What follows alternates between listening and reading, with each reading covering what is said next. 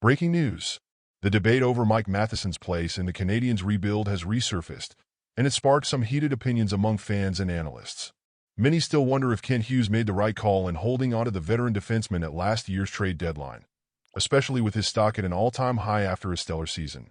Now, with nearly 20 games into the new campaign, Matheson's production has slowed slightly, fueling questions about whether the Habs missed their chance to cash in.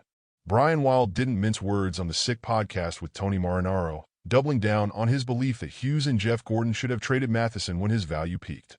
Wild argues that rebuilds are about patience and sacrifice, suggesting that trading veterans like Matheson can help accelerate the team's long-term goals. He contends that holding onto a player who likely won't be in his prime when the Canadiens are ready to contend is counterproductive. Wild's philosophy is simple: stockpile assets, even if it means enduring a few tough seasons. However, it's not a black-and-white decision. Matheson isn't just a productive defenseman. He's a leader, both on the ice and in the room. With 10 points in 16 games this season, he's still playing at a very respectable pace, projected for 51 points over a full campaign. While that's down from last year's 62-point breakout, it's hard to argue his value has completely tanked. His elite skating and ability to drive offense from the back end remain critical to the Habs' current structure. For a young, developing roster, Matheson's presence could be more valuable than any hypothetical return. His experience can help guide players like Caden Gull, Justin Barron, and Arbor Shakaj, providing a stabilizing influence during growing pains.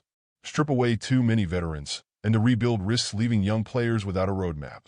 It's also worth asking if Matheson's trade value is truly lower now.